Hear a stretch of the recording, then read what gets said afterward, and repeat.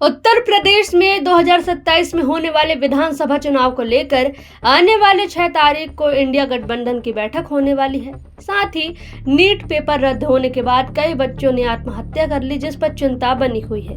वहीं हमारे संवाददाता अभिषेक आनंद ने कर्नाटक की सियासत को लेकर सपा सांसद पुष्पेंद्र सरोज से खास बातचीत की।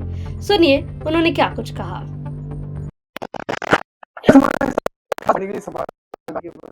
और सरोज हैं सर। हालांकि 6 तारीख को इंडिया गठबंधन की बैठक है। यूपी में चुनाव भी है। किस तरीके से आने वाले वक्त में समाजवादी पार्टी वहां पर उतर रही है? देखिए, जिस तरीके से मुझे लग रहा है भारतीय जनता पार्टी और उनकी जो जितने भी चुनावी तंत्र है उसके खिलाफ अगर कोई मजबूती से लड़ रहा है तो सबसे पहले समाजवादी पार्टी और राष्ट्रीय अध्यक्ष अखिलेश यादव जी लड़ रहे हैं। जिस तरीके से 2024 में एक मान लीजिए जिसको कहते हैं कि एक सरप्राइजिंग परिणाम था और लोग एक्सपेक्ट भी नहीं कर रहे थे कि समाजवादी पार्टी उत्तर प्रदेश में जीतेगी। राम मंदिर का मुद्दा होने के बाद उस तरीके से पीडीए का एक नारा निकल के आया था और पीडीए के लोगों ने जिताने का काम किया था। 2027 में आप वो बदलाव फिर से देखेंगे और एक दशा और दिशा इस देश की राजनीति में बदलेगी 2027 में जब समाजवादी पार्टी की सरकार आएगी। सर, आप लगातार देख रहे हैं कि किस तरीके से महंगाई जो है वो चरम सीमा पर है। Per day petrol, diesel, CNG, Mumbai में भी 2 रुपए सीएनजी प्राइसेस हाइक हो गए हैं। किस तरीके से देखते हैं? हालांकि एक तरफ तो प्रधानमंत्री नरेंद्र मोदी बाहर देश में जाकर के वो रील बनाते हैं और साथ ही साथ यहाँ जो आम जनता जो है वो महंगाई का मार झेल रही है। किस तरीके से आप देखते हैं इसको? देखिए, मुझे लगता है कि बहुत बड़ा दुर्भाग्य है कि आज हमारे देश में ऐसे प्रधानमंत्री हैं जो खुद एक दिन पहले ये घोषणा करके जाते हैं कि कोई विदेश ना घूमे, पेट्रोल डीजल का कम इस्तेमाल करे और सोना ना खरीदे। उसके अगले दूसरे दिन ही वो जाकर के विदेशी दौरा करते हैं और उस पे लोगों की जनता का देश की जनता के साथ मजाक करते हैं और मेलेडी जो टॉफी है उसको लेकर के रील बनवाते हैं। तो कहीं ना कहीं वो हंसते हैं देश के लोगों पे कि देखिए मैं बाहर घूम सकता हूँ, मैं आपको मना कर रहा हूँ और आप मेरे आदेश का पालन कर रहे हैं। बहुत से ऐसे लोग हैं जिन्होंने अपना विदेशी दौरा रद्द कर दिया। बहुत से ऐसे लोग हैं जो देश के लिए आत्मसमर्पण करने के लिए तैयार हैं, देश के हित के लिए वो खड़े रहने के लिए तैयार हैं। लेकिन पहली बार इतिहास में ऐसा प्रधानमंत्री पूरे विश्व में रहा है जो खुद के लिए कोई त्याग नहीं करता है लेकिन अपने देश के लोगों को संकट में आने के लिए त्याग करने के लिए मजबूर कर देता है। पिछले 12 साल में मुझे लगता है कि इस देश को 7-8 बार तो देश की जनता ने बचाया होगा, प्रधानमंत्री नरेंद्र मोदी ने नहीं बचाया होगा और देश की जनता अब इनसे बहुत ऊब चुकी है। कहीं न कहीं सरकार होती है देश को आगे बढ़ाने के लिए, नौजवानों को आगे बढ़ाने के लिए। आपने महँगाई की बात की, महँगाई के साथ बेरोज़गारी इतनी चरम पर है, पढ़ा-लिखा नौजवान झोला लेकर के टहल रहा है लेकिन उसकी भी कोई सुनवाई नहीं हो रही। कोई मंत्रिमंडल में कोई भी मंत्री हो, उसकी कोई जवाबदेही नहीं है, प्रधानमंत्री खुद की कोई जवाबदेही नहीं है। तो देश अब सच्चाई जान चुका है, बदलाव की ओर बढ़ रहा है। सर, एक सवाल ये भी है, नीट पेपर रद्द होने के बाद कई सारे बच्चे जो हैं वो सुसाइड कर लिए। हालाँकि इंडिया अलायंस के तमाम जो लीडर्स जो हैं उनके साथ में खड़ी है। विनोद जाखड़ भी जो हैं आईवाईसी के राष्ट्रीय अध्यक्ष, वो भी साथ में खड़े हैं।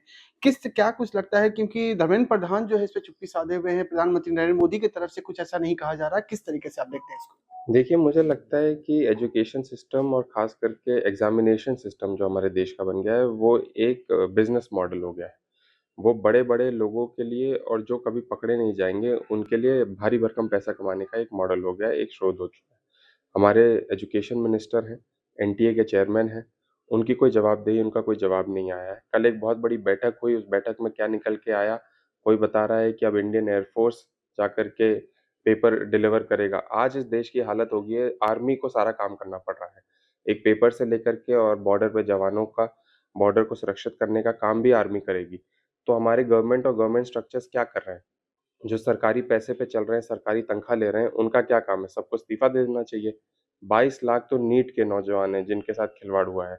1.5 करोड़ से ज़्यादा नौजवानों के साथ पिछले 10 साल में खिलवाड़ हो रहा है, उनके परिवार के साथ खिलवाड़ हो रहा है। कई लोग सुसाइड कर चुके हैं और कोई मानसिक जो उनके ऊपर दबाव है, उस पे बात नहीं हो रही है। कहीं न कहीं नौजवान भी जब प्रदर्शन कर रहा है, उन पे लाठी डंडा चार्ज होता है, तो सरकार सुनने के लिए राज़ी नहीं है। नौजवान ही इनको शिकस्त देगा, नौजवान ही आने वाले समय में इनके विरुद्ध एक बहुत बड़ा आंदोलन होगा और आंदोलन को लीड करने का काम समाजवादी पार्टी करेगी। सर, आखिरी सवाल ये रहेगा कि कर्नाटक का सियासत आपने देखा किस तरीके से पहले भी एक बार बैठक हुई थी, उसके बाद सिद्धारमैया ने इस्तीफा दे दिया। हालाँकि कल भी डीके शिव कुमार जो है वो मल्लिकार्जुन खड़गे, राहुल गांधी सभी लोगों से मिले हैं। आने वाले वक़्त में कर्नाटक की सियासत किस तरीके से चलने वाली है? क्या कुछ लगता है कि उसमें कहीं न कहीं भूचाल आएगा या कुछ चेंजेज़ आएँगे? क्या कुछ लगता है आपको? देखिए, सिर्फ़ कर्नाटक की बात नहीं है, मुझे लगता है राजनीति में समय दर समय चेंज होता रहता है और एक बहुत बड़ा संवैधानिक पद है सीएम का पद, उसमें चेंज होना भी चाहिए।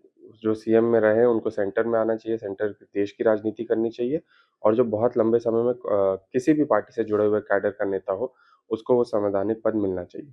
मैं धन्यवाद दूँगा राहुल गांधी जी का कि उन्होंने बीजेपी से आए हुए लोगों को तो कम से कम सीएम के पद में नहीं बैठाया। जिस तरीके से भारतीय जनता पार्टी जो आए दिन कोसती थी, जब ये लोग कांग्रेस में थे, लेकिन जब वो उनके पार्टी में आए तो उनको सीएम का पद देने का काम किए। ऐसे कई उदाहरण हैं, असम से लेकर के बंगाल तक ऐसे 2 जो अभी चुनाव हुए, उसका उदाहरण मैं आपको दूँ।